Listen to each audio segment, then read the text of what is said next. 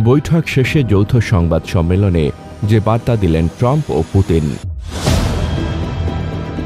আলাস্কার একটি মার্কিন সামরিক ঘাঁটিতে আমেরিকার প্রেসিডেন্ট ডোনাল্ড ট্রাম্প এবং রাশিয়ার প্রেসিডেন্ট ভ্লাদিমির পুতিনের মধ্যে প্রায় ৩ ঘণ্টা ধরে একটি বৈঠক হয়েছে। এই বৈঠকের প্রধান উদ্দেশ্য ছিল ইউক্রেনের যুদ্ধ কিভাবে থামানো যায় তা নিয়ে আলোচনা করা। বৈঠক শেষে ট্রাম্প সাংবাদিকদের বলেন, আলোচনা খুবই ফলপ্রসূ হয়েছে, তবে এখনও কিছু বিষয় চূড়ান্ত সিদ্ধান্ত বাকি আছে। তিনি আরও বলেন, এই শান্তি প্রক্রিয়াকে এগিয়ে নিয়ে যাওয়ার দারুণ সুযোগ তৈরি হয়েছে এবং এ বিষয়ে তিনি এখন ইউক্রেনের প্রেসিডেন্ট ভ্লাদিমির জেলেনস্কি ও ন্যাটো জোটের সঙ্গে কথা বলবেন।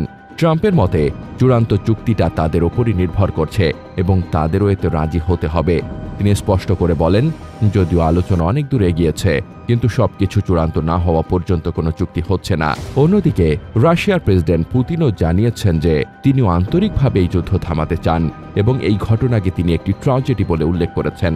তিনি জোর দিয়ে বলেন, এই যুদ্ধ থামাতে হলে এর পেছনের মূল কারণগুলো আগে সমাধান করতে হবে, যদিও সেই কারণগুলো কি তা তিনি বিস্তারিতভাবে বলেননি। পুতিন আশা করেন যে ইউক্রেন এবং ইউরোপীয় দেশগুলো এই শান্তি প্রক্রিয়ায় বাধা হয়ে দাঁড়াবে না।